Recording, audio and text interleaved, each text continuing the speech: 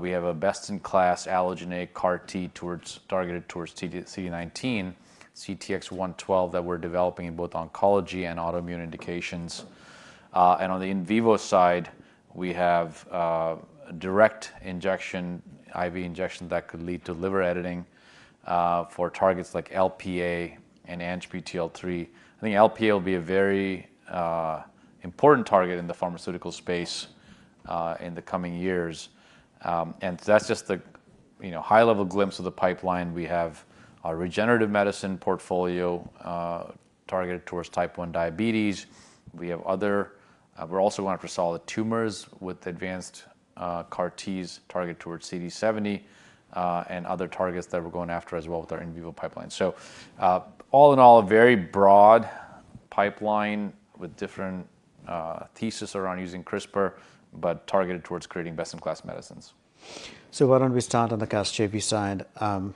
The launch is clearly gathering some traction. How much visibility do you have into 2025, or this is literally handed over to Vertex? Vertex is leading the global commercialization, and we're proud to have Vertex as a partner, and they're doing an amazing job getting this to patients around the world. You saw that the first patient was treated commercially in the third quarter, and that was in the Middle East. And it just shows the reach and breadth of what we're doing here with the commercial enterprise. We have visibility into the launch, and what's interesting about the launch is there's a time lag, but it's actually one of those where the growth can be compounded, because you have growth because you have more ATCs activated, and we're about halfway into activating all the ATCs we plan to activate, or a little over half the way. And then we're going to have acceleration because each of the ATCs are going to treat more patients, right? So I think what we've seen so far is sort of exponential growth in the number of patients who've had cells collected. But as we get more ATCs, you're going to see greater number of patients with cells collected. And generally, what we saw in the clinical trials was that a very large fraction of the patients, or almost every patient that got their cells collected, went on to get treatment. Got it. So we talked to Vertex about this a little bit, especially given the recent news coming out of Beam, with the unfortunate death of a patient, primarily because of busulfan. How are you thinking about non-myeloablative conditioning regimens, and how involved is CRISPR in that process? Yeah, I think it's the way we think about this, the life cycle of Casgevy and our sickle and thalassemia franchise, is that we think that launching Casgevy in its current form actually addresses the need for a significant number of patients. I think in the U.S. alone, we have 25,000 patients that have very severe disease that need a medicine now. In the Middle East, there's an equal number of patients that have both sickle cell disease and thalassemia. And in Europe, you've seen very large populations of thalassemia. What's been surprising in certain countries like France and the UK is the anticipated number of patients. We anticipated fewer patients than there actually may be in terms of sickle cell disease. So there's a lot more sickle cell patients in some of these countries than we originally thought. Now, that's the addressable population, but what we're working on is to say, can we get a targeted or gentler conditioning agent that can expand the market threefold? It's hard for us to comment on someone else's data like Beam, but it's unusual, even with busulfan conditioning, to have something like that happen. There are databases of 1,900 and 2,900 sickle cell patients who've gone through transplants, and busulfan is shown to be an effective conditioning agent for transplant and relatively safe. But that said, I think on the target conditioning efforts, we're parallel processing CRISPR efforts together with the Vertex efforts, and we're going to put them all side by side and say, what's the best agent? And put that into play with Casgevy. And assuming if the data work out, I think that'll not only expand the market, but it'll be beneficial for both CRISPR, for both Vertex and us. It accrues equally to both parties if the target conditioning works out. Got it. So even if it's the Vertex program that gets nominated, your royalty structure on Casgevy still remains the same? Yeah, it's not a royalty structure. It's actually a profit sharing. Sorry, your profit share agreement still remains the same. It remains the same. Okay. And if eventually, what I suspect is, 8 to 10 years from now, we're talking about an in vivo solution that directly edits in the bone marrow for sickle cell and thalassemia. And in that case, actually goes back to a 50-50 structure if that works out. Okay, so let's switch to CTX112. The two new edits seem to have done something. You clearly saw a different PK profile and maybe even a different PD profile. But the response rates were not that different compared to the CTX110 program.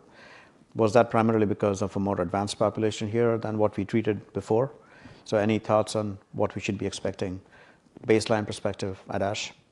Yeah, I mean, we have, I think, a best-in-class allogeneic CAR T on our hands here with CTX112. Two things I'll point out, and when you compare the ORR, is the ORR disclosed for CTX110 was at the optimized dose level, and here we just reported ORR for all the dose levels that we treated, 1 to 3. So second thing is, with the increased capacity for autologous CAR Ts, you're generally getting sicker patients into trials now with allogeneic CAR T or any experimental medicine in lymphoma. So if you put those two together, I think what you're seeing is definitely an improved profile. The CR rate also is pretty high. In fact, like for like, maybe better than autologous therapies, CAR T. We'll see how that holds up in terms of durability, et cetera, and a greater N. But we're very encouraged with the early profile that we're seeing with CTX112. So once you get your dose finalized, do you think you can circumvent the patient population in a sense? You don't land up getting post-CAR T patients or post-auto CAR T patients? Yeah, a very interesting dynamic, which I think the regulators are quite attuned to, is the fact that only about 25% of the patients that are eligible for auto CAR T are getting it because it just hasn't penetrated the community settings, right? And you're also seeing that the market's not expanding for auto CAR T. If you look at the latest quarter results and sales for Yescarta and Breyanzi, you're seeing market share dynamics where you're not seeing an expansion of the market. That's because they've saturated the academic medical centers. So yes, in a way, for competition for enrollment in the academic medical center where the trials are being done, we're getting sicker patients. But the ultimate goal with these allogeneic CAR Ts is to get to community settings, and the safety profile being better than auto CAR T, I think will allow us to do that and get to community settings. And so we're talking about greenfield territory for about 3/4 of the population that are eligible to get this eligible for these CAR Ts or deserve a CAR T. So I think there's plenty to go here, but we do need to demonstrate first that we're competitive relative to auto CAR T, and then the safety profile supports moving into community settings. So on the safety profile, you had grade 2 CRS events and I think grade 1 ICANS. How does that compare with, or what would be the ideal profile then? What's more troubling, ICANS or the grade 2, especially in the community setting? Yeah, I mean, you want to see some CRS. I think it's generally a hallmark of efficacy. And it's actually encouraging that we're seeing a little more CRS than our CTX110. It just tells you that, it's a proxy for expansion and efficacy of these cells. On the ICANS, I think grade 1 ICANS is manageable. Generally, I think we're getting better at managing these side effects of CAR T, and there's the use of tocilizumab is the regimen is pretty prescribed now or well thought through in terms of how to manage patients.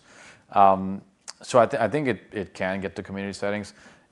It still is lower than auto CAR T. There was this large meta study that came out on all the auto CAR Ts, and you're looking at almost it's greater than 10% grade 2 ICANS with auto CAR Ts in the market, and I think 3 or 4% grade 3 ICANS.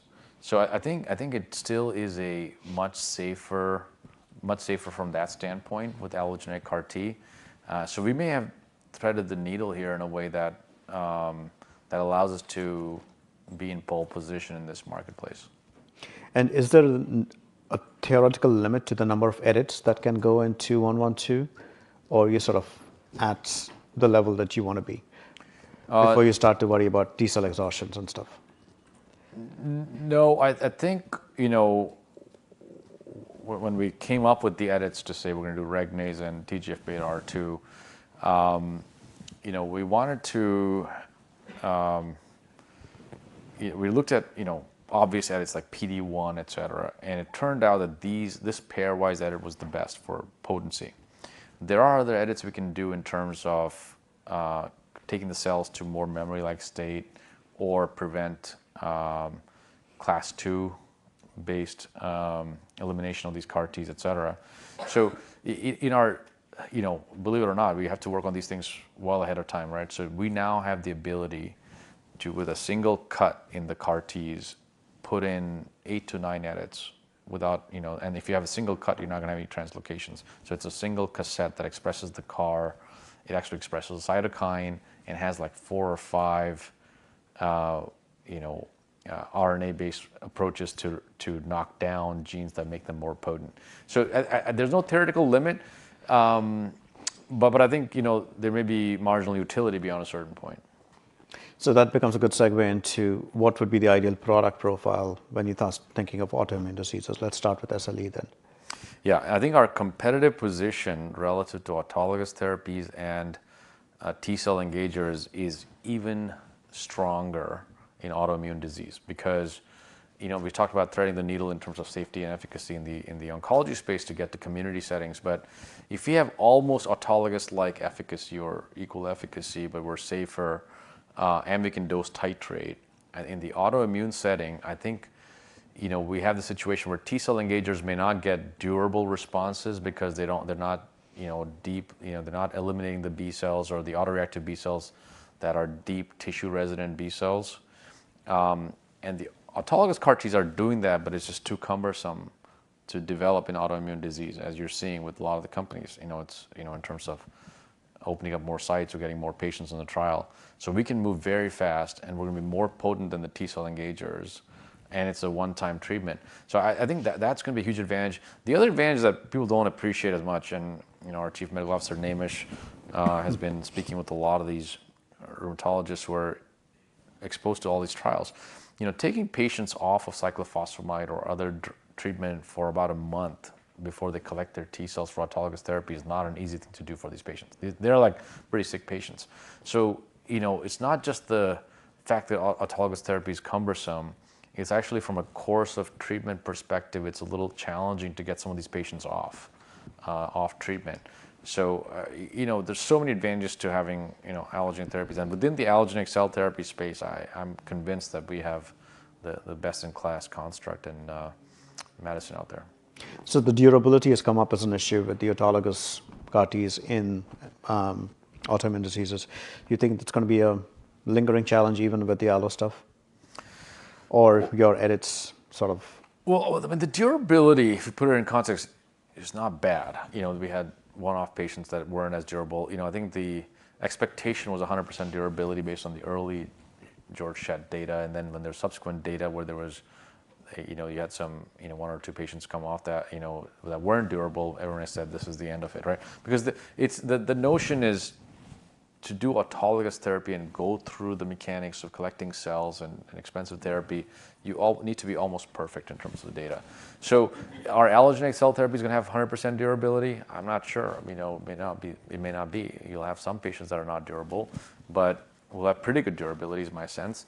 And then will T-cell engagers have 100% durability? Probably not. In fact, it may be lower than allogeneic cell therapies. So I think there's going to be some sort of titration there, but I think if you can get 70-80% of patients into durable remissions for extended period of time, and the fact that we can again redose a year or 2 later, that's a pretty powerful product profile. So when should we expect the first SLE data? We haven't committed to that yet. I think we're going to have a number of data readouts coming soon. We did say that we're going to have data. We'll have more data, obviously, at ASH for 112 in oncology. We'll most likely have data for 112 in autoimmune next year. We also have data for in vivo therapies next year, LPA and ANGPTL3, and we'll have data for our solid tumor programs as well next year. So lots coming in the next, 6 to 9 to 12 months, but we haven't said exactly when the data events are going to be.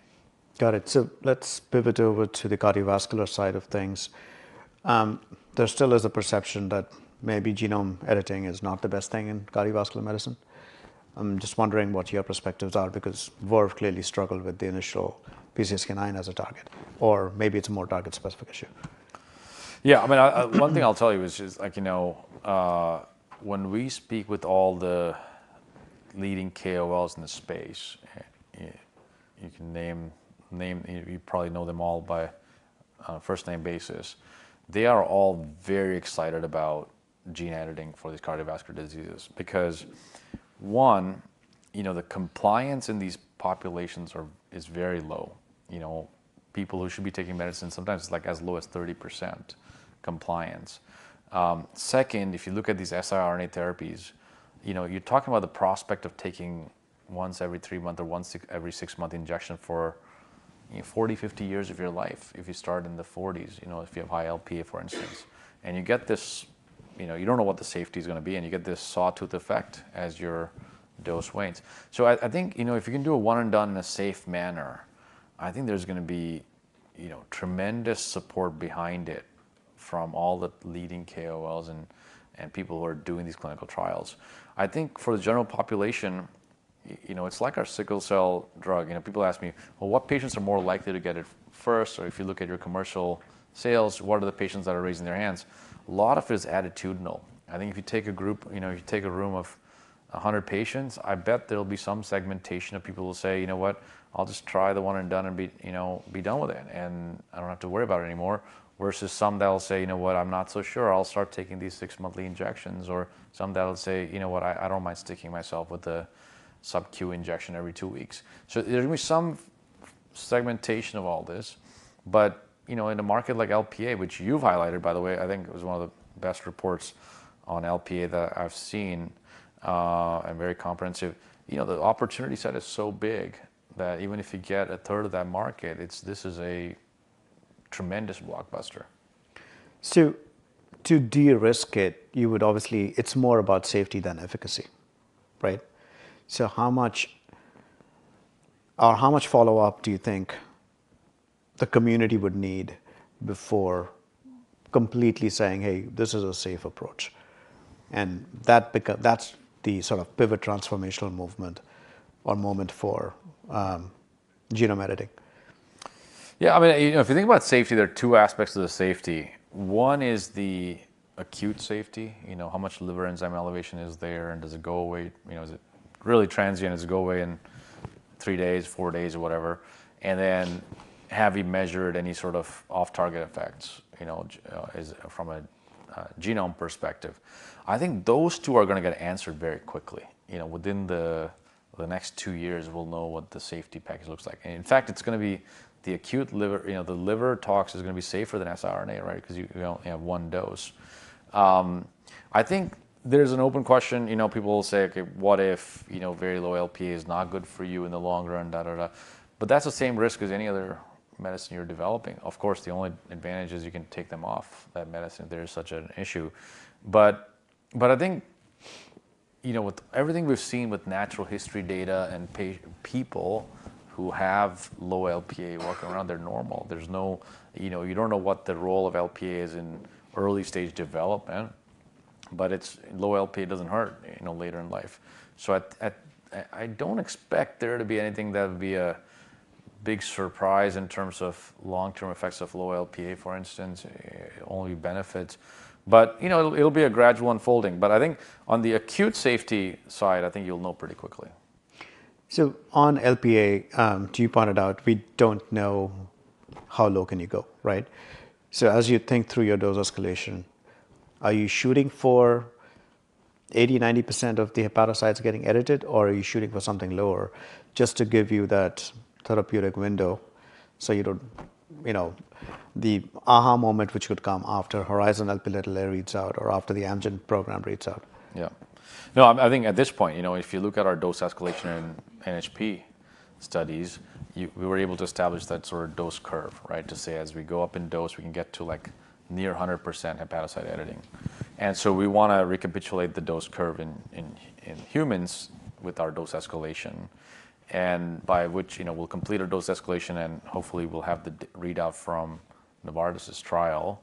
That'll be a big moment, I think, in biotech when that data reads out, and that'll tell us how much you need to reduce it. There's a school of thought that says if you look at the different quintiles of LPA levels, there's a bit of a threshold effect. If you get below 50 mg per deciliter, your risk level is very low. It doesn't matter if you're 25 versus 50.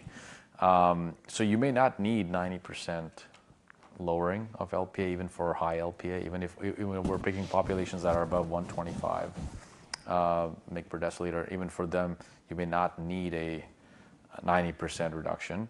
But I think we'll establish the ability to do that with our dose escalation, and then we'll have to make our decisions on what we want to, what dose we want to pick for pivotal trials.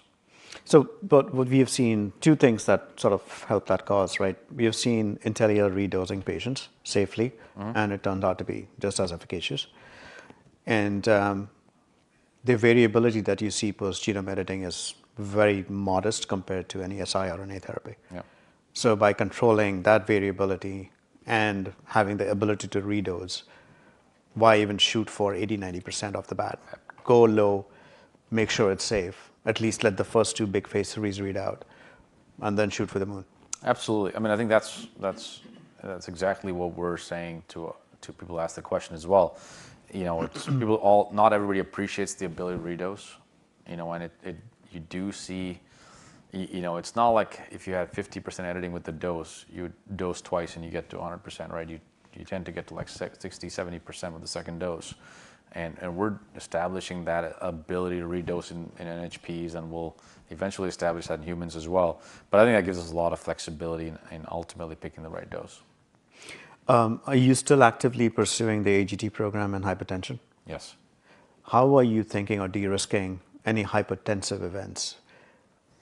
Well, interestingly, if you look at some of the data from siRNA, et cetera, angiotensinogen is produced not just in the liver, it's also produced in kidneys and other parts of the body.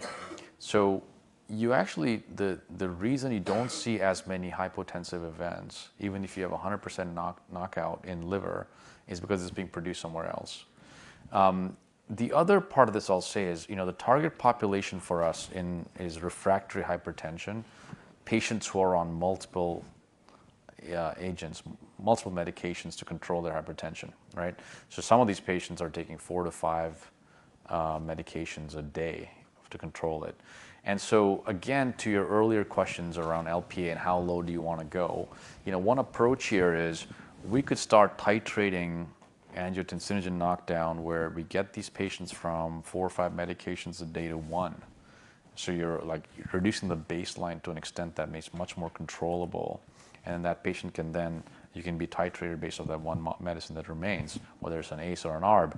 And so, again, there's a lot to learn here, but what we're seeing is, again, tremendous enthusiasm from leading KOLs who are saying they want to get their hands on this as soon as possible in the clinic, and we're making every effort that we can to get it to the clinic as soon as we can. Unfortunately, the clock's run out. I wish I had more time to talk about type 1 diabetes, but thank you so much, Sam. Yeah, thank you for having us. Appreciate the time.